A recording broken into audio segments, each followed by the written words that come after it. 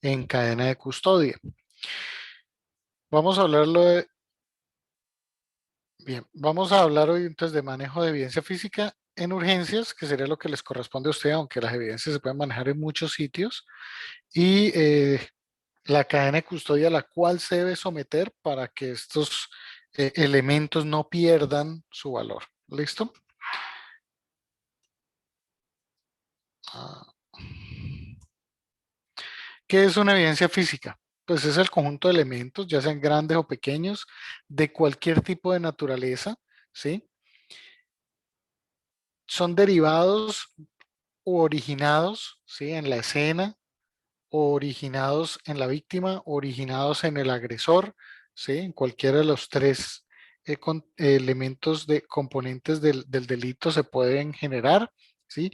Y sirven para objetivar una observación, o sea, nos permiten comprobar, ¿sí? Desde el punto de vista objetivo, una teoría del caso. Entonces, por ejemplo, si la defensa tiene una teoría y la fiscalía o el ente acusador tiene otra teoría, un elemento físico, una evidencia física nos permite objetivar, ¿sí? Hacerlo de forma objetiva, hacer una observación de esas dos teorías desde un punto de vista objetivo, completamente objetivo, sin elementos subjetivos, porque cada una de las teorías pues es subjetiva a cada una de las partes y eso nos permite comprobar o descartar alguna o las dos. ¿Listo? Entonces, cada elemento, cada evidencia física tiene un gran potencial investigativo, ¿sí? Porque son elementos que pertenecieron a la escena y fueron parte de los hechos, ya sea porque sirvieron para cometer el hecho, cometer el delito, o son una consecuencia misma del delito. ¿Listo? Entonces, miren, por ejemplo, en este caso del señor que está aquí a la izquierda, pues tiene unas cicatrices en la cara, sí, en el rostro y en el tórax. ¿Listo? En este otro del centro tenemos un hisopo con un particulado ahí, sí, que puede ser pólvora o pueden ser algún resto, sí, que necesitamos investigar. Y aquí a la derecha pues tenemos los proyectiles que son los que se le recuperan a cadáveres o heridos, sí, en procedimientos médico-quirúrgicos. Se pueden recuperar todos estos elementos, pues el médico tiene la oportunidad de verlos de forma directa y ser el primero que tiene la oportunidad de verlos. La evidencia física, pues es un elemento fundamental para la administración de justicia, porque es que es la prueba, si es el elemento tangible que por sí mismo, o sea, de forma objetiva, sin necesidad de que lo teorice o lo proponga alguna parte, él nos da una información. Entonces, como lo decíamos, nos puede servir para confirmar o para refutar una teoría de un caso, ¿sí? Entonces, la responsabilidad social y personal de los profesionales de salud respecto al manejo de estos elementos es supremamente importante y y de gran consecuencia en la vida de otras personas, porque aquí estamos hablando es de la vida de personas, no en el hecho físico como tal de salvar la vida y conservar los signos vitales, sino es de esa persona su vida se va a acabar porque imagina una persona que la manden 25 años a la cárcel, toda la vida metido en la cárcel, ¿sí? Toda una persona de 30 años que vaya a la cárcel, estamos diciendo que sale a los 55, 60 años de la cárcel, se le va toda la vida encerrado en ese sitio. Entonces, hablamos de la vida de esas personas como también de la vida de las víctimas, ¿sí? A las cuales hay que restituirle sus derechos y sus familiares. Entonces, es importantísimo este elemento de la evidencia física para lidiar con la impunidad y la injusticia. ¿Listo? Nosotros vamos a tratar un tipo de evidencia física específica que es la evidencia médica y en el documento que me pidió esta tarde la compañera que les compartió es el manual de cadena de custodia vigente. Como ustedes ven ahí hay muchísimas escenas donde se maneja la cadena de custodia. Es importante que conozcan todos esos contextos, pero finalmente en su práctica diaria ustedes van a terminar es en este contexto, es en el contexto de la evidencia médica que corresponde a todo hallazgo que pueda ser reconocido por un profesional de la medicina y cuya preservación y registro se considera una tarea de él. ¿Listo? Entonces imagínense, hay elementos que no tiene por qué sospecharlos o recuperarlos otro tipo de profesional o otro tipo de personas. ¿Listo? Por ejemplo, elementos microscópicos que sabemos que existen, pero que no se ven o no se sospechan fácilmente. Usted sabe que existen y dónde pueden estar y de dónde vienen y hacia dónde van. Entonces, esa sería tarea del médico. Algunos elementos que son considerados evidencia física médica. Las prendas de vestir en un servicio de urgencias son parte de la evidencia médica que se debe conservar. Toda evidencia biológica, ¿sí? Fluidos, sangre, orina, vómito, ¿sí? Todo ese tipo de fluidos, un aspirado nasogástrico, eh, cualquier elemento de este tipo que saquemos del cuerpo algún fluido va a ser una evidencia biológica. eh, la evidencia traza son todos aquellos elementos que por su tamaño no son visibles a simple vista y requieren de elementos o tecnología para ser vistos y se encuentran en muy pequeñas cantidades, ¿sí? Entonces, por ejemplo, los restos de epicélulas epiteliales debajo de las uñas en una pelea, en un delito sexual, ¿sí? Es importante tener esa información. Y otros elementos o evidencias físicas que puedan ser recuperados durante el proceso.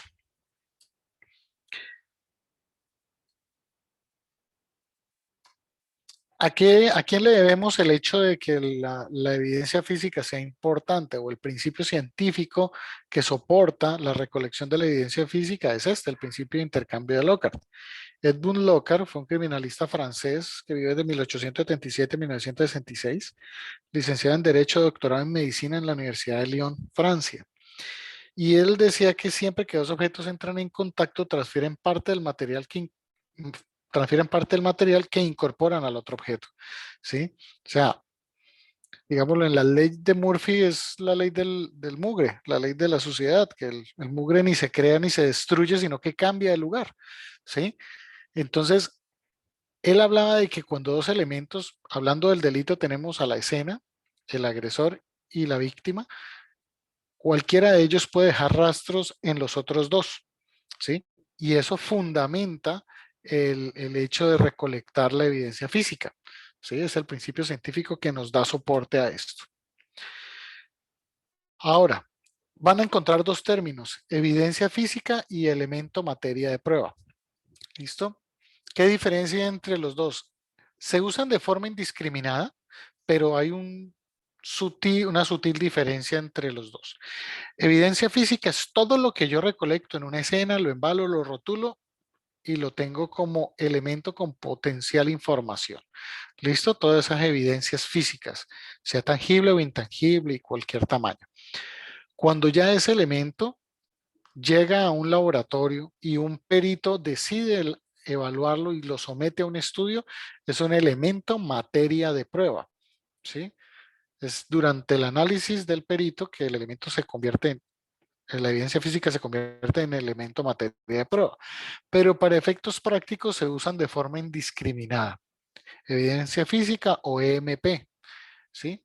EF o EMP van a ser lo mismo, pero existe esa sutil diferencia. Hablemos de la cadena de custodia. La cadena de custodia, pues, es un procedimiento que garantiza la autenticidad de las evidencias, ¿sí? Nos garantiza que sea la misma que recolectamos allá en la escena o que extrajimos en la cirugía, ¿sí? O que recolectamos en urgencia las prendas con que llegó el paciente, nos da esa garantía. Además de dar la autenticidad, nos habla de la mismicidad, que son la misma, la misma, la misma evidencia, el mismo elemento que no fue cambiado, ¿sí? No fue adulterado, ¿sí? Nos protege también de el deterioro del elemento o de la adulteración de ese elemento, ¿sí? O esa evidencia física. Entonces, la cadena de custodia protege, ¿sí? El MPOE, el elemento materia de prueba o la evidencia física de cualquiera de esos daños o circunstancias que la puedan deteriorar como elemento que conserva una potencial información. ¿Listo? Habilita estas evidencias cuando se conservan esas características en la evidencia física, pues las hace hábiles para poder ser usadas en una investigación o una reconstrucción de los hechos, ¿sí? Por ejemplo, brevemente para que se den cuenta de un caso tuvimos un caso, un señor un cadáver que se analiza en medicina legal, era el conductor de un vehículo que ocasionó un accidente y falleció en el accidente y se le tomó una muestra de sangre. La gente, eh, testigos hablaban de que él evidentemente estaba ebrio cuando se subió a su vehículo y cuando arrancó y causó el accidente, que eran evidentes pues las maniobras del señor para evitar no caerse de lo ebrio que estaba. Pues, oh sorpresa, la muestra salió negativa. Cuando se hizo el control de la evidencia, se hizo la trazabilidad de la evidencia, que es hacer el seguimiento persona a persona de quienes tuvieron ese elemento en materia de prueba, se encontró que a uno de los asistentes, eso eran tubos de vidrio, y se le cayó y se quebró. Y a él le pareció muy fácil entrar a la nevera de morgue y sacar sangre de cualquier cadáver y volver y llenar un tubo y mandarla, ¿sí? A eso se llegó porque finalmente se le hizo ADN a la muestra y se encontró que era XX, pertenecía a una mujer y la muestra supuestamente pertenecía a una víctima hombre. Entonces mire hasta dónde llegó la situación y todo lo que tocó hacer para encontrar que se había roto la cadena de custodia y se había perdido la capacidad de proveer información de ese elemento.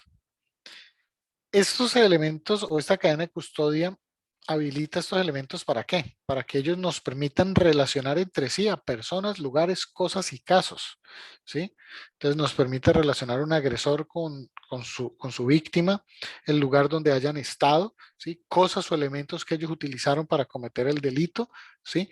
Y casos entre sí. Entonces podemos encontrar, por ejemplo, proyectiles de arma de fuego que coinciden entre diferentes delitos y que fueron realizados con la misma arma de fuego. No significa que sea el mismo agresor, pero sí que al menos se utilizó la misma arma de fuego y que hay un vínculo entre ellos que es el arma. Sí, ese tipo de cosas nos permite relacionar casos. Acá en Norte Santander, por aquí pasó un homicida serial hace unos años que venía haciéndose la investigación y el tipo se logró atrapar fue por el tipo de nudo que hacía al atar a sus víctimas, ¿sí? Se conservó esos nudos, se fotografiaban y se guardaban los nudos porque él hacía unos nudos muy elaborados para atar a sus víctimas y se terminó relacionando casos por todo Colombia de este homicida serial, gracias al tipo de nudo que hacía y que se preservó durante los levantamientos o las inspecciones técnicas de cadáveres. Por lo tanto, pues permitir que una evidencia se altere, se contamine, se pierda, es una acción reprochable desde cualquier punto de vista para la persona que le correspondía la responsabilidad de protegerle y aplicarle la cadena de custodia. ¿Sí? Desde cualquier punto de vista reprochable y también por cualquier autoridad va a ser reprochable, ¿no? Por la importancia de esta. El marco legal de la cadena de custodia, pues está contemplado en el Código Penal colombiano, que se debe practicar y también como un delito, pues terminaría siendo no realizar la cadena de custodia. El Código de Procedimiento Penal del año 2000 y del año 2004 lo contemplan. Ahora les explico. En Colombia tenemos la Constitución colombiana. De la Constitución se deriva el Código Penal, que nos dice qué delitos. Entonces, el Código Penal es un libro que da las definiciones de los delitos. Eso se llama tipicidad. ¿Listo? Nos da la tipicidad de los delitos. El tipo de delito es la definición del delito. Entonces, por ejemplo, homicidio, el que matare a otro. Ese es el tipo, ¿sí? Ese es el tipo de delito y la conducta a calificarse como homicidio. Y así sucesivamente lo hace con todos los posibles delitos. El Código de Procedimiento Penal nos dice cómo aplicar ese código penal y nos dice cómo llevar el procedimiento penal en general. Entonces, desde la persona comete el delito, ahí es donde dice cómo se debe detener una persona, cómo se arresta, cómo se obtiene una evidencia, cómo se aplica la cadena de custodia. Este código de procedimiento penal nos dice cómo actuar durante todo el proceso penal, ¿sí? Desde la etapa previa a la investigación hasta la etapa de juicio, todo el proceso. ¿Listo? A ver, el procedimiento penal en Colombia tiene unas etapas. Entonces, hay una que se llama indagatoria. Y es, por ejemplo, cuando se sabe o una persona pone la denuncia. Esto fue la denuncia que me robaron el carro. Entonces la policía o las autoridades comienzan una etapa indagatoria, que es averiguar si eso es cierto o si eso tiene algo de veracidad y vale la pena o se amerita abrir una investigación. Entonces ahí es cuando ellos preguntan a los vecinos, buscan cámaras, ven videos, grabaciones, sí, se hace toda esa tarea de general para confirmar esa información. Una vez se confirma, se abre la investigación oficial. Entonces, si se tiene una persona sospechosa de que cometió ese delito durante la etapa indagatoria, pues lo pueden llamar a entrevistarlo o algo, pero no está bajo una investigación formal. Ya cuando se abre la etapa de investigación, pasada la etapa indagatoria, a la persona le comunican por escrito que ella está vinculada a un proceso de investigación porque se le considera el presunto responsable de haber cometido X delito. A usted lo notifican, entonces ya lo están investigando de forma seria y clara, específica, ¿sí? Durante esa etapa, entonces, es donde los investigadores recaban toda la información, hacen el análisis de las evidencias, hacen entrevistas, seguimientos, intercepciones telefónicas, bueno, etcétera. ¿Listo? Y hay una tercera etapa que es el juicio. Durante el juicio, ¿sí? El juicio comienza con la audiencia se me fue el nombre, la audiencia de acusación, es donde usted lo llaman y le dicen, señor fulano de tal, a usted lo teníamos como sospechoso de este delito, ahora lo tenemos como responsable, presunto responsable de este delito y usted va a ser sometido a juicio porque hay suficientes evidencias para llevarlo a juicio, ¿sí? Entonces, ese proceso de juicio perdón, audiencia de imputación, donde se le imputan cargos y donde lo acusan formalmente a usted de haber cometido ese delito porque tienen suficientes elementos para acusarlo a usted. Lo imputan esa responsabilidad. Entonces, ahí ya usted entra a juicio y el juicio pues tiene sus fases y hasta que culmina, hasta la sentencia donde usted lo declaran culpable o inocente y le dan pues su sanción en caso de culpable. ¿Listo? Entonces hay esas tres grandes fases, que es la indagatoria, la investigación y el juicio en el procedimiento penal. El Código Penal nos dice cómo se debe desarrollar esas tres etapas y las subetapas o subfases que tenga cada una de esas etapas. ¿Listo? ¿Por qué se habla de Código de Procedimiento Penal del año 2000 y del 2004? Hasta el año 2004, hasta antes del 2004, nuestro procedimiento penal era escrito, era inquisidor, era escrito. Entonces, todo se presentaba por escrito, escrito, escrito, los informes. Ahí se hablaba de los dictámenes, porque lo que decía el médico por escrito era palabra de Dios. Sí, eso era inamovible prácticamente. Y lo que decía cualquier perito, eso era palabra de Dios. eh, Se ha visto cada vez más de que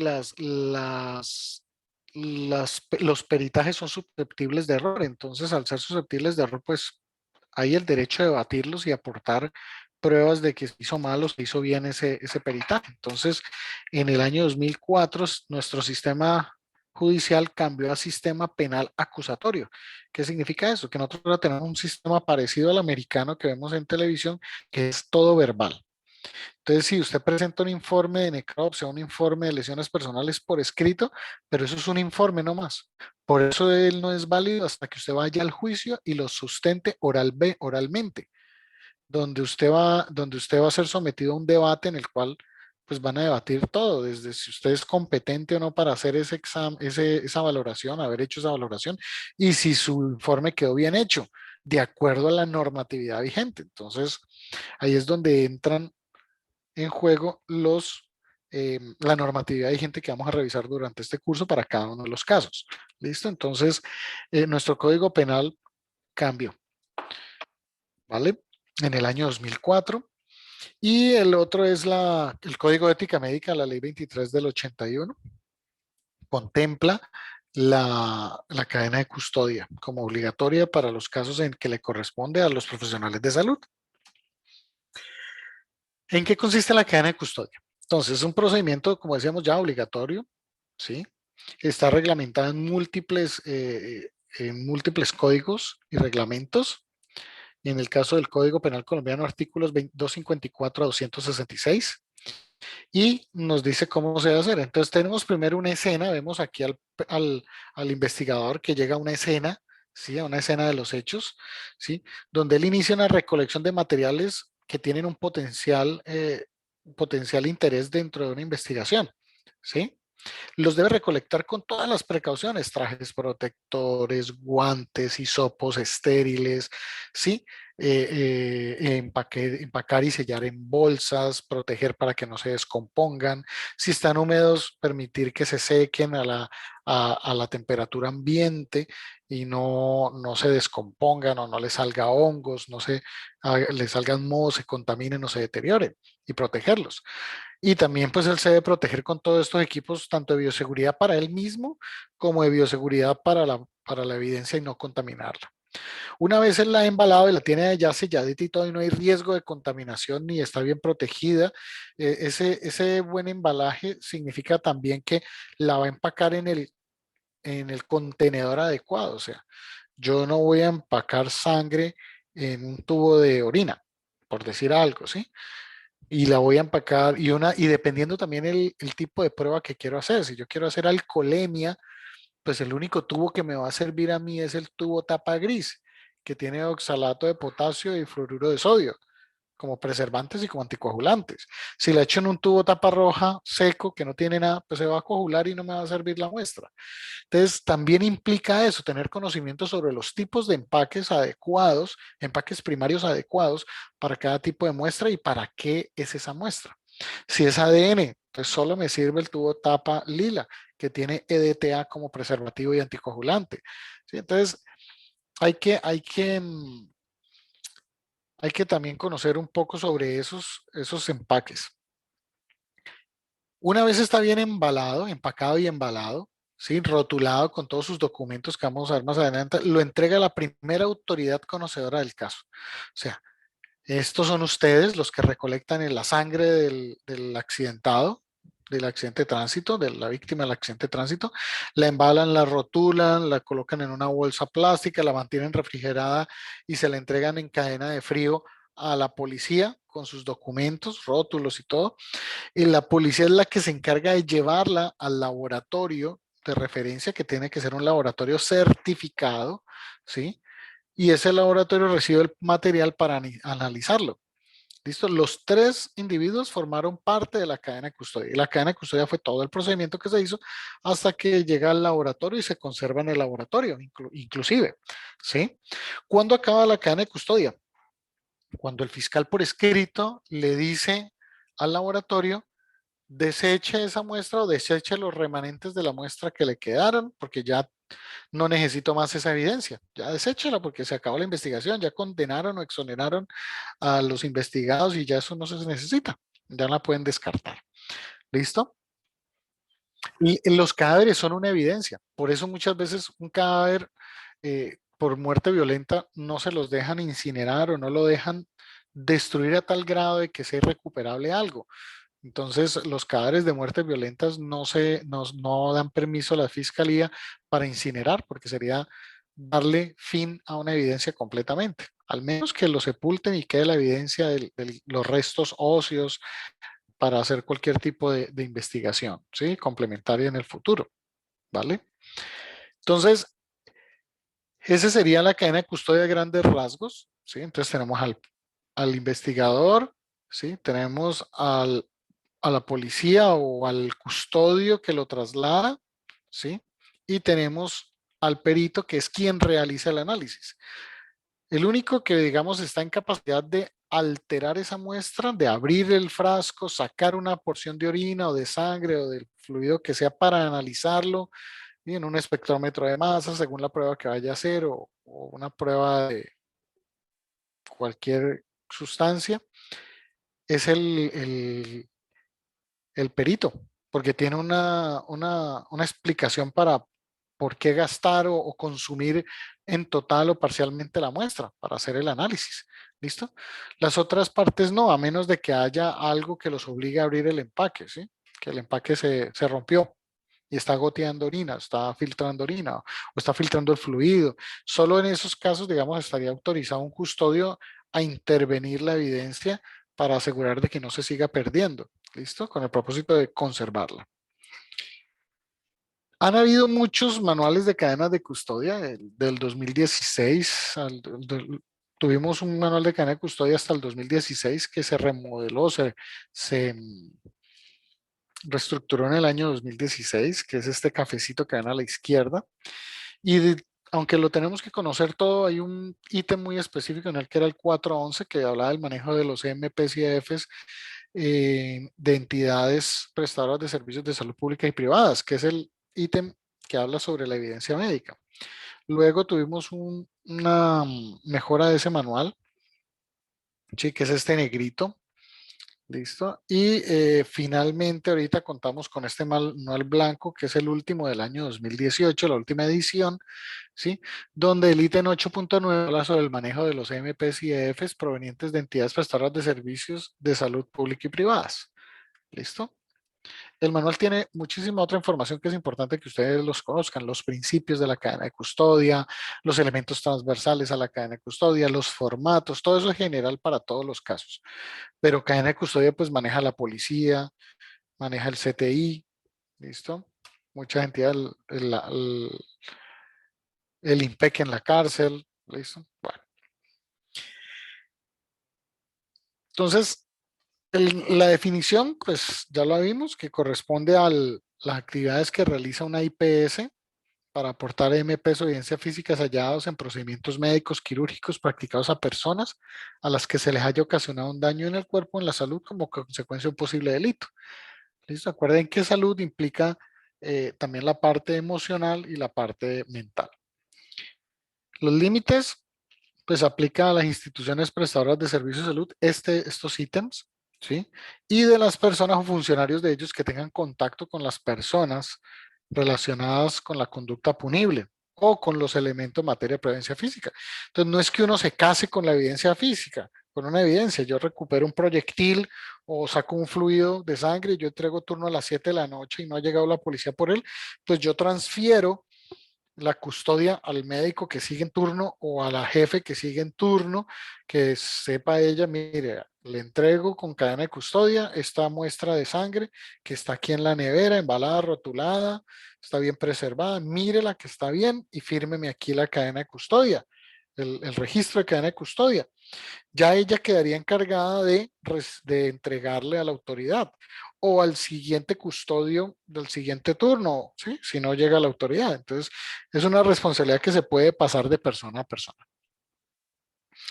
Como lo dice, inicia con la atención médica o paramédica de la víctima o del agresor que salió vinculado en un delito, hasta que se le entrega a la policía judicial o a la primera autoridad conocedora del caso, como lo decimos. Mm. Aquí pues recalca sobre el hecho de que todo el personal que entra en contacto con ella, con esos elementos, pues debe aplicar la cadena de custodia, ¿sí? Y que debe informar a las autoridades de esos elementos y entregarlos a la autoridad. En los territorios donde no hay policía judicial, que es digamos, una de las funciones de la policía, aunque no todos los policías son policías judiciales, ¿sí? Muchos policías, los policías judiciales son los que pueden hacer investigación. Los policías generales no, en general no pueden hacer investigación. Solo un policía con funciones de policía judicial puede ser investigador. ¿Listo? Puede investigar un delito. ¿Listo? Por eso ustedes muchas ven que, por ejemplo, la policía, los patrulleros, capturan al delincuente y lo entregan al CTI o a la SIJIN, que es la policía judicial, y que ellos continúen con la investigación. Como su nombre lo dice, ellos son de vigilancia y cuando detectan un delito, lo atrapan durante el hecho y lo llevan al policía judicial para que él ya continúe investigando y ellos se desentiendan del caso. ¿Listo? Mientras estos elementos de materia de presencia físicas se le entregan a la policía judicial, pues la IPS, a través de sus funcionarios, tiene la obligatoriedad de garantizar la custodia de estos, ¿sí? Garantizando su seguridad, preservación, previamente embalados, rotulados y con el registro de cadena del que trata el manual. ¿Listo? Toda persona que recibe un material probatorio de evidencia física antes de hacerlo debe revisar que ese elemento esté en buenas condiciones y que esté embalado y rotulado, ¿sí? Que todo se encuentre en orden. Entonces, muchas veces le pasa a uno que viene el rural desde Maja, 3 horas allá después de Tibú, y viene con el tubito de sangre en la mano.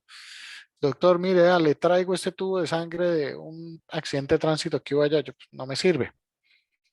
Aunque viene en un tubo de ensayo, tubo Vacutainer, perdón, pero no tiene cadena de frío, no está embalado, no está rotulado, ¿sí? Y esa no sirve. Entonces, es la obligación de toda persona que recibe un elemento materia de prueba comprobar de que esté en perfectas condiciones, porque usted no va a recibir algo que sea malas condiciones porque esa responsabilidad la está asumiendo usted. Si usted le recibe al otro, se supone que todo estaba bien y que se dañó bajo su custodia. Si el siguiente a usted no se lo recibe, pues porque está en malas condiciones, usted está asumiendo esa responsabilidad. ¿Sí? Como decíamos, el embalaje solo se podrá abrir por el perito que esté designado para hacer el análisis del caso, a excepción de que haya alguna situación especial, como que usted vea que el contenedor comenzó a gotear o que el embalaje está húmedo o que la muestra se está perdiendo, se está filtrando y que hay que acomodarlo. Cuando sospechemos la presencia de elementos peligrosos como explosivos, armas de fuego, dentro de un embalaje o que haya que recuperarlos, pues hay que llamar al experto en eso, ¿no? Si usted durante la atención de urgencias a una persona le encuentra un arma de fuego, pues usted no se va a poner a manipular esa arma de fuego, simplemente la toma por algún lado que no la contamine y que usted no se vaya a herir, se asegura. Regularmente se recomienda que se tome por el cañón, ¿listo? Y la coloque usted en un cajón y cierra con llave o la coloca en un estante y la asegura ahí con llave para que nadie acceda a ella y se llama a la autoridad. Esa no necesita ser embalada y rotulada, ¿sí? Una vez hicimos un caso de una persona que había muerto en una explosión y el cadáver era un cadáver bomba que le había puesto la guerrilla a las autoridades. Cuando ellos hicieron la inspección técnica del cuerpo, afortunadamente la bomba no explotó. Desafortunadamente nos llegó hacia medicina legal y durante los rayos X que se le hicieron al cuerpo, porque venía de zona de combate, se encontró que tenía un artefacto explosivo en el interior. ¿Quién va a sacar esa evidencia? Pues ahí mismo evacuar el instituto y llamamos a los de explosivos de la SIJIN y ellos fueron los que extrajeron ese artefacto explosivo del cadáver y lo detonaron de forma controlada.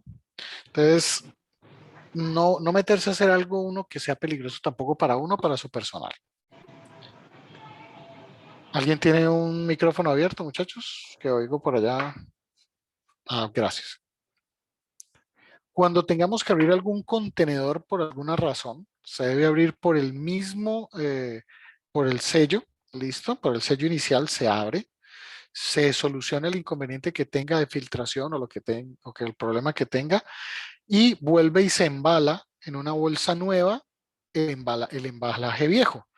Se mete con todo y embalaje viejo allí y en una bolsa nueva y se sella. O se sella la apertura y se conserva y se hace la anotación en la cadena de custodia que tuvo que ser abierto para cambiar el embalaje o para colocarlo en una bolsa porque estaba filtrando, lo que sea, uno explica y no va a haber ningún inconveniente. ¿Listo? Algo así tendría que ser un embalaje, tratar de sellar todas las esquinas, se le coloca un rótulo que nos dice qué tipo de evidencia es, qué contiene y a qué caso pertenece, ¿sí?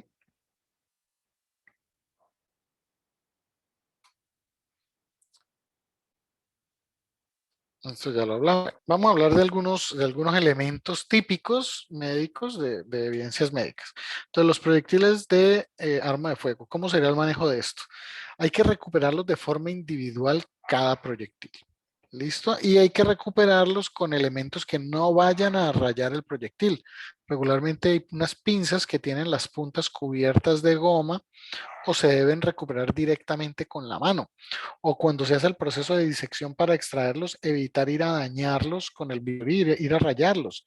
Entonces se hacen incisiones laterales al proyectil para no irlo a rayar con el mismo bisturí, ¿sí? Ya que los proyectiles tienen un micro rayado que deja el arma de fuego en el proyectil, vemos cuando veamos balística, y hay que preservar ese microrrayado para que se pueda asociar el proyectil con el arma y el arma a un agresor. ¿Listo? Si son varios, hay que embalar cada proyectil en una bolsa plástica o frasco plástico por separado, evitando que ellos se rocen.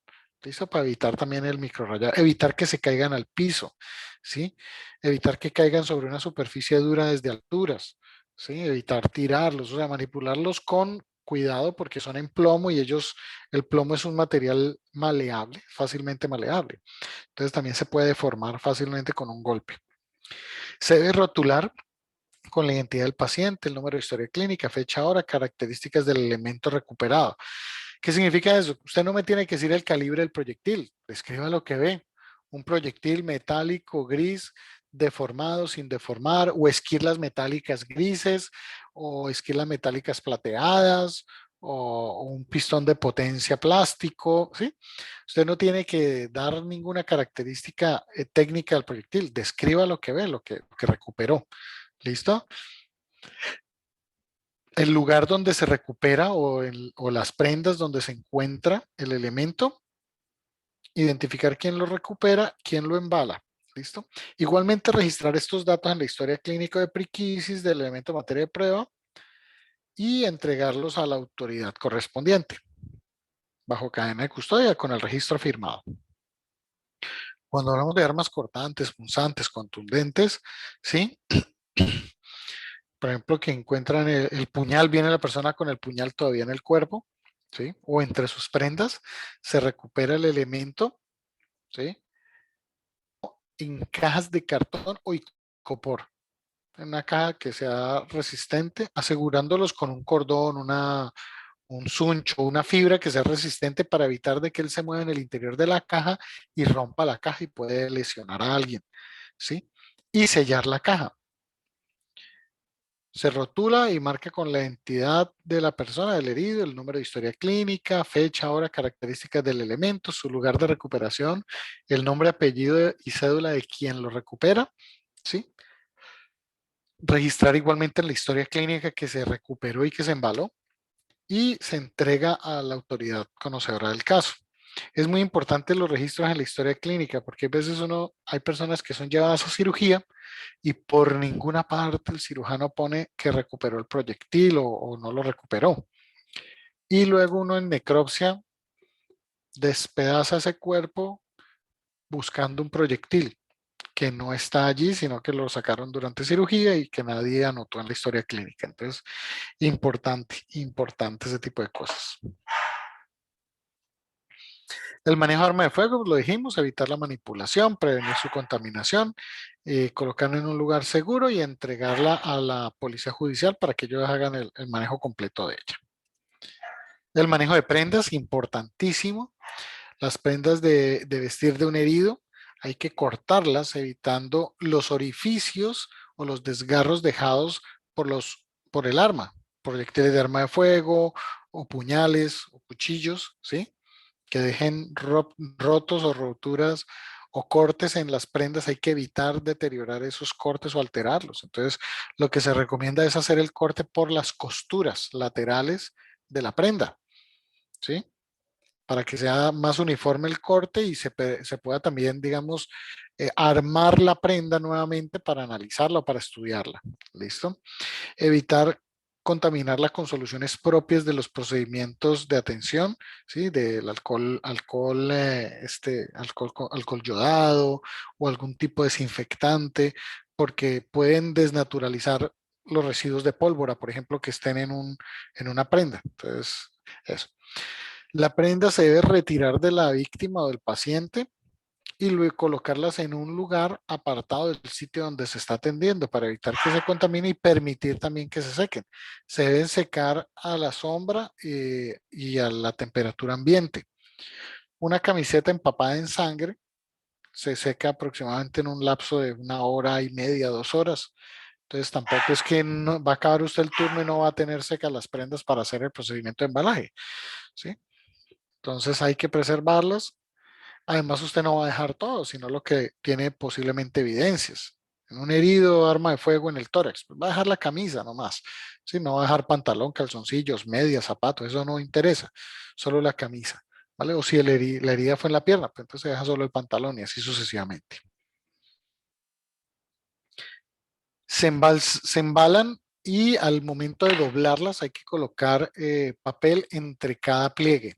Entonces, cuando yo doblo la camisa, entonces debo colocar hojas de papel, ¿sí? Puede ser papel craft, este cafecito que se usa en urgencias, o se puede utilizar también papel bond. No puede ser papeles que tengan impresiones o papel periódico con impresiones.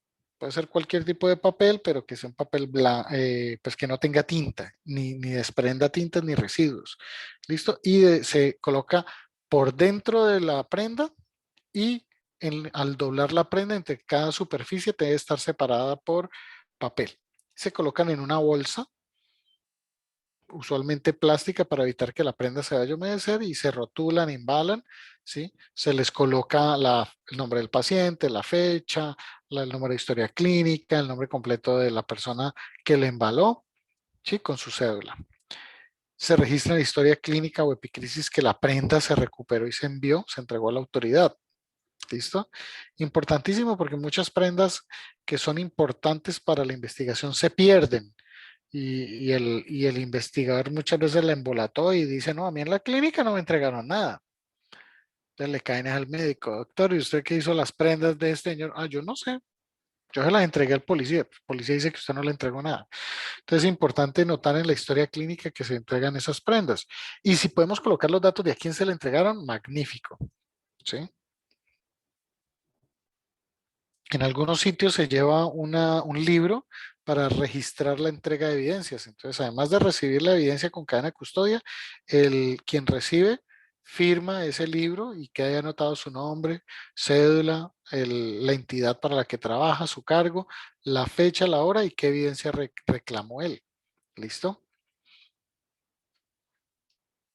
En caso de que una persona sea trasladada de una entidad de salud a otra, sea remitida, las prendas deben irse con la víctima a la nueva institución, ¿sí? Para que continúen con la víctima y se puedan entregar a la autoridad de ese siguiente sitio donde se envíe la víctima. Manejo de muestras biológicas, pues pueden ser sangre, lavado gástrico, orina, frotis anal, vaginal, oral y cualquier otra muestra de este tipo, ¿sí? Debe recuperarse de forma adecuada, tomarse con el hisopo adecuado, debe rotularse y marcar el elemento contenedor, el contenedor primario, el tubo o el frasco, debe marcarse, escogerse bien de acuerdo al tipo de examen que le vamos a hacer. Se debe rotular antes de recolectar la muestra, ¿sí? Ese embalaje primario. Y una vez embalada la muestra, pues se debe rotular, empacar en bolsas de plástico que a su vez vuelven y se rotulan, ¿sí? Se registra en la historia clínica que esa muestra se tomó y se entrega pues a la autoridad. De las pertenencias, vamos a hablar un poquito también de las pertenencias personales, los objetos personales. Aunque no son evidencia y no tienen un valor probatorio, son elementos que hay que manejar con cuidado, porque algunos pueden encerrar valor económico o valor sentimental para los familiares o para la víctima, ¿sí? Y luego convertirse eso en una demanda, ¿sí? Hay veces las personas llegan a los servicios de urgencia con dinero o llegan con prendas de oro, ¿sí? Llegan con cosas valiosas que hay que preservar. O cosas tan sencillas como juguetes, llaveros, llaves, las llaves de la moto, las llaves de la casa, ¿sí? La gente pues entra en angustia cuando no recuperaron la llave de la casa, las llaves de la casa que llevaba el hijo y lo atracaron y lo mataron. Pues la gente espera que Se imagina que es que el atracador tiene las llaves y se les va a meter a la casa en la madrugada y los va a matar. Entonces, para evitar todo ese tipo de situaciones, esos elementos hay que recuperarlos, documentarlos en la historia clínica de que se documentaron y registrar ya sea en la historia clínica o en algún libro especial que tengan de pertenencias, ¿sí? Que existen esas pertenencias de tal persona. Dejar un inventario de esas pertenencias para que cuando alguien las reclame se le entreguen también bajo inventario. ¿Sí? En alguna ocasión yo recuperé un reloj dorado que para mí se veía como de hojalata dorado y no le paré bolas. Sin embargo, pues lo guardé en una bolsa, lo preservé y lo tenía en el escritorio para entregarlo al familiar cuando viniera a reclamar el cuerpo. Y oh, sorpresa, cuando me dicen que eso era un reloj hecho a mano por allá en el extranjero, en oro, y que valía los dos ojos de la cara. Pues afortunadamente no me perdió ese reloj y no hubo problema. Como otras veces se han perdido cosas, por ejemplo, material de intendencia de soldados heridos, policías, ¿sí? Se los han robado y han llegado sin eso a la morgue. Entonces se les roban las botas, se les roban la charretera, le roban los elementos de intendencia, que son los de combate, pues, ¿sí? Chalecos de antibalas, proveedores, la misma munición y armas pueden llegar. Entonces, se roban un elemento de esos y pues va a ser problema. ¿Listo? Siempre dejar inventariado en algún sitio y entregarlo con inventario. Finalmente, ¿qué documentos vamos a requerir para esto? Un rótulo de MP o evidencia física, ¿sí? Que es el que vamos a pegar al embalaje secundario. El registro de cadena de custodia, que es una hoja, la historia clínica precrisis y los registros internos para manejo de pertenencias en algunas instituciones. Esta es una muestra del rótulo, ¿sí? Brevemente vamos a colocar aquí el número único de noticia criminal para los casos de necropsia, porque siempre en una necropsia vamos a tener el número único de noticia criminal porque ya se hizo una inspección técnica, ya la autoridad conoce del caso, ¿sí? Vamos a colocar aquí el nombre, fecha y hora de recolección de ese elemento materia de prueba. Aquí decimos hallazgo, entonces el número de MP y la cantidad. ¿Qué pasa? Este número de MP, ustedes han visto en las películas que cuando está el investigador recolectando evidencias va colocando unas banderitas con números o unos triangulitos naranjas o amarillos con las evidencias. Él va rotulando el orden de las evidencias de acuerdo como las va encontrando. Entonces la evidencia 1, la evidencia 2, la evidencia 3, la evidencia 4. Entonces, pero de la evidencia 4 yo puedo tener 5 elementos o 6 elementos o un elemento. ¿Sí? Entonces, si yo encuentro unos proyectiles de arma de fuego en un solo sitio, 3 cartuchos, entonces esta es la evidencia 7 que lo coloco ahí en número de MPVF y abajo la cantidad 3. ¿Listo? Entonces, evidencia 7 cantidad 3 cartuchos o 3 proyectiles o 3 vainillas. ¿Sí? A eso se refiere ese hallazgo.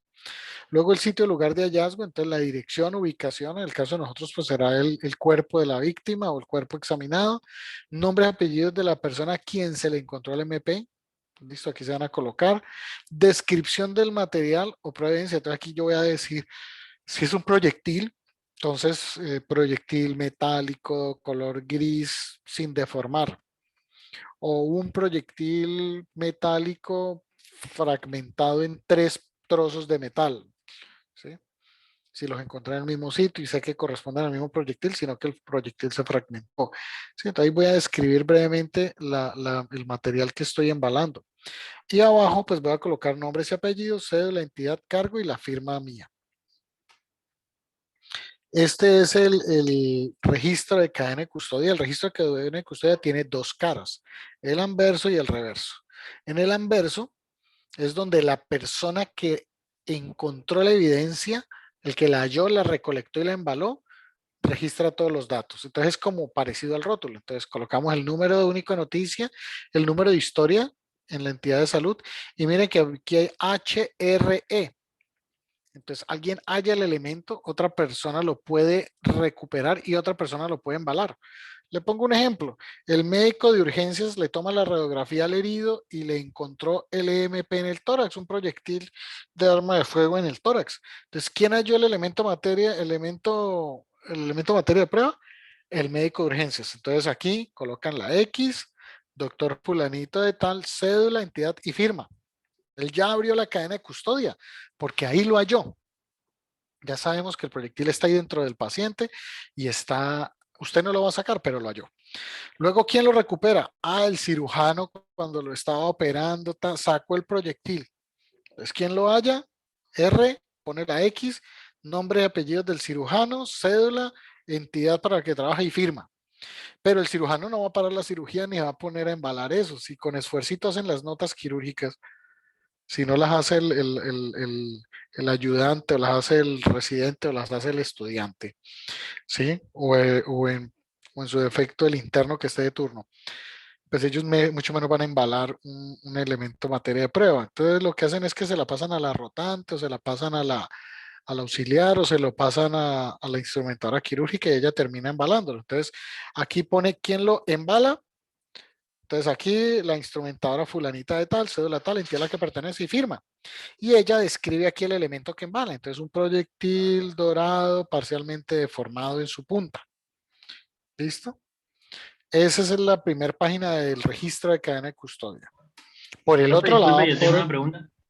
pregunte. Si ahí en el caso, por ejemplo, que usted ya nos ponía el ejemplo del médico que veía la radiografía y encontrar el proyectil de arma de fuego en la radiografía, si uno ve si uno como médico interno es el primero que ve la bala, ¿uno sería quien tiene que anotarse ahí o sería el médico superior a uno, el médico general o el especialista que esté junto a Lo, uno? lo que pasa es que la definición del interno es lo siguiente. El interno es un médico en práctica supervisada. O sea, el interno es un médico. Lo que pasa es que su campo de acción está limitado a la institución donde está asignado como interno. O sea, usted como interno, si está en el hospital, usted es médico en el hospital y puede actuar como médico porque sus funciones y su labor va a ser supervisada. Pero usted no es interno en otro hospital, ¿sí? En el Hospital Leones. Usted es en el Erasmo Meos. Usted ya es donde es interno. Usted no es interno del Hospital de Leones, ¿sí? Y a la inversa. Entonces, usted dentro de su entidad está en capacidad de abrir la cadena de custodia. Todos estos guías y manuales están diseñados para que se manejen desde el médico general. O sea, no hay nada que hay que esperar que el especialista lo vea, que el especialista lo mire, que el especialista en medicina legal venga y vea eso, a ver si sí o si no. No, todo esto está diseñado para medicina general, de ahí para allá cualquiera lo puede hacer. ¿Listo? Entonces, un interno que encuentra el proyectil puede abrirle la cadena de custodia a ese proyectil que está en la víctima, sabiendo que va para cirugía y para que sepa que lo tienen que recuperar si es posible. Si no lo recuperan, pues no se pudo recuperar el elemento. Entonces, hasta allí llegó la cadena de custodia porque el elemento no se pudo recuperar, ¿sí? Y hay que notificar de eso a la autoridad. Pero sí, usted podría iniciar la cadena de custodia tranquilamente, ¿vale? Listo, profe, gracias. Vale. Por el reverso, vamos a encontrar esto. Y es un espacio donde los que me reciben o el que le va a recibir a la instrumentadora eh, que embaló el proyectil, porque ella es la que finalmente tiene el elemento de materia de prueba en su mano. Entonces, ella se lo va a entregar, por decir algo, a la jefe del servicio. ¿Sí? Entonces, la jefe del servicio va a recibir, verifica que esté embalado, rotulado, que esté en orden toda la evidencia y la jefe o el jefe de servicio pone aquí la fecha, la hora, su nombre, su cédula, la entidad para quien trabaja, en qué calidad actúa. ¿Sí? Él es perito, custodio, ¿no? Él simplemente va a ser custodio, propósito, traslado de elemento, porque él simplemente lo va a custodiar y trasladarlo a la autoridad o a otro jefe mientras llega la policía y reclama el proyectil, ¿sí?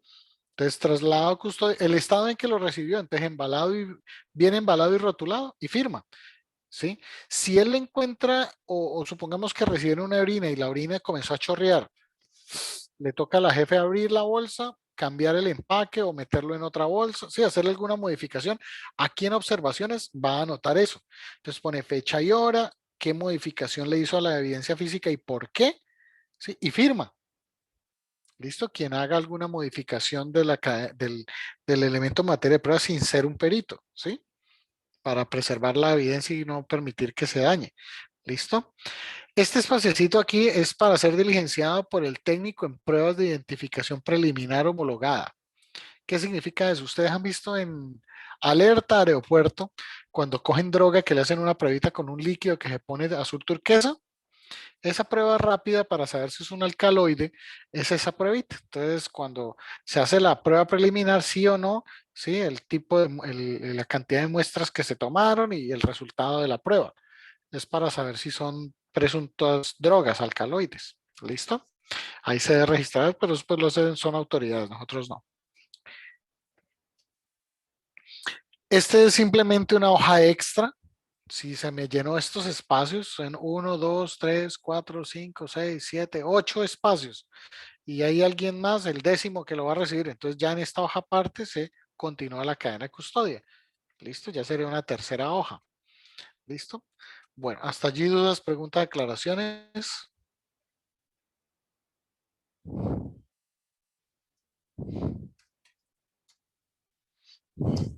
Fue una pregunta, en el caso que hacía mi compañero de como interno, que él encuentra la bala, en ese momento él puede pedir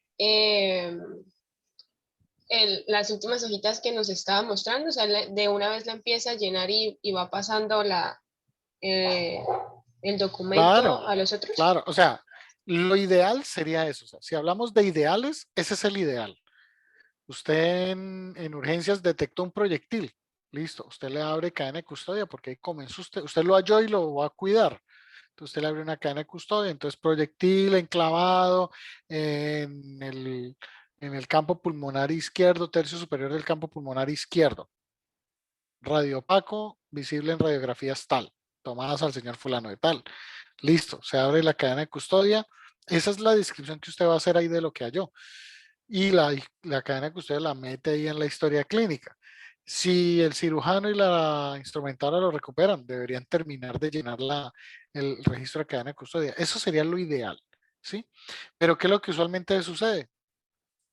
Que la evidencia se pierde porque nunca se logró cadena de custodia. Entonces el cirujano la saca, se la pasa a la instrumentadora, la instrumenta la echa ahí en la mesa, la pone en ellos tienen ahí unas coquitas metálicas o de porcelana para guardar residuos.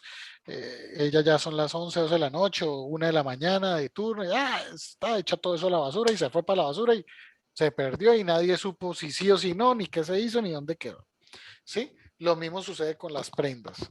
En urgencias dejaron las prendas ahí en el piso, todo el mundo salió corriendo con el herido para cirugía, las prendas quedaron en el piso de urgencia y cuando el médico baja ya le hicieron aseo a la sala de reanimación y no hay nada.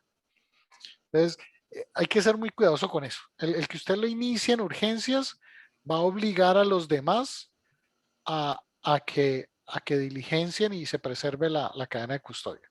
Mire lo que pasaba antes en el hospital. En el hospital había un tarrito, o como le dicen acá en Cúcuta, un pote, con todos los proyectiles que le sacaban a los heridos. Cuando llegaba la policía a reclamar un proyectil, el jefe de turno, quien estuviera de turno, metía la mano al tarrito y Tim Marín de 2 Pingos de Cucaramácara, este fue. Vea, este fue el proyectil que le sacó a su herido, le decía a la policía. Entonces imagínese la cantidad de errores a que llevó eso en años pasados. Entonces, eso es lo ideal. Que no suceda en la vida real, pero no significa que ustedes tengan que seguir con la mala costumbre. ¿Listo? Bueno, Profe, ¿y ¿alguna otra esos pregunta? documentos, esos formatos están disponibles en todos los hospitales o eso toca pedirlo a algún lugar? No, no, eso está en internet. Eso está a la distancia de un clic. Usted si pone ahorita usted en su celular en Google, haga el ensayo. Usted ahorita en Google ponga en su celular manual de cadena de custodia fiscalía. ¡Pum! Y es el primer link que le sale. En PDF usted descarga el manual y ahí están los formatos. Usted los imprime. Sí, usted lo imprime. Eso está a la distancia de un clic. Son documentos públicos, de uso público y obligatorio. Entonces, eso está al alcance de un clic, como te digo. No hay que pedirlo, no, nada. Imprímalo, Doctor, y ¿vale? por ejemplo, en el caso del Vacutainer este que usted menciona para las pruebas de alcoholemia, Sí. esas, Pues eso lo vamos a ver. Eso lo vamos a ver de qué tubo se utiliza para cada prueba, ¿sí?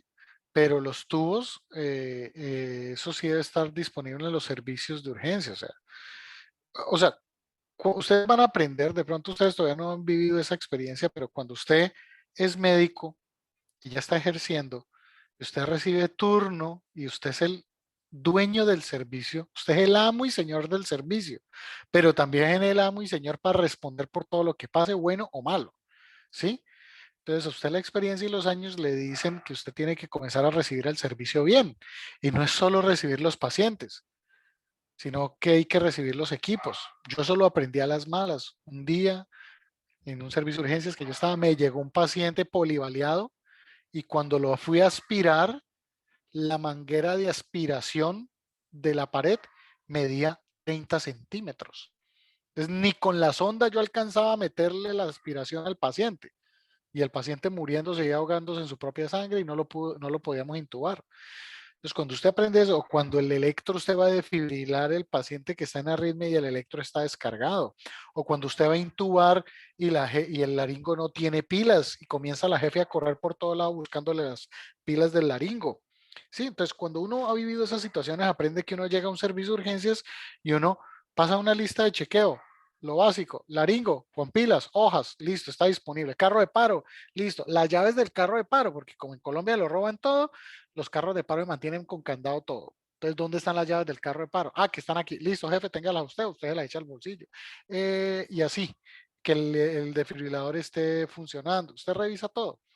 Entonces, en ese orden de ideas, también para su prestación de servicios en salud, si usted sabe que es el rural de un pueblito y que le van a llegar delitos sexuales, usted va a saber que necesita unos mínimos elementos para atender esos casos.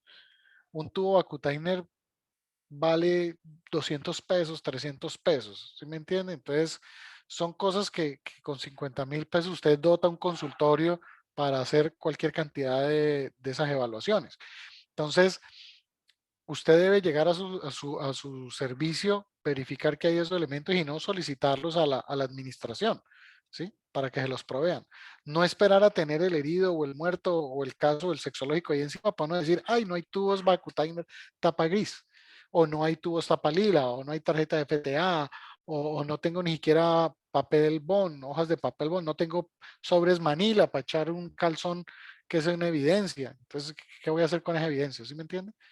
Entonces, más adelante cuando veamos van a ver los requisitos mínimos de cada valoración y esos requisitos, pues esos elementos mínimos ustedes los deben asegurar en su servicio donde estén trabajando. ¿Vale?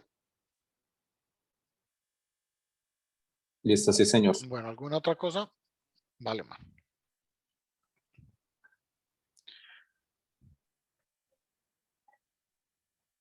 ¿Algo más, muchachos? ¿O ya tenemos sueño?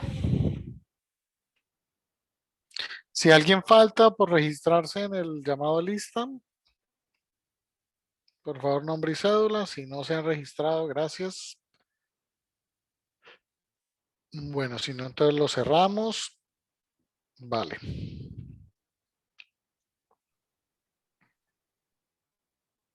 Listo, muchachos. Nos veríamos entonces el próximo martes para la clase, igual a las 6, por favor. Yo le paso a la compañera el temita que vamos a revisar, ¿vale?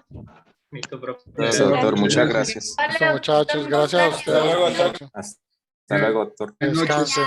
Igualmente. Hasta luego, Gracias. gracias.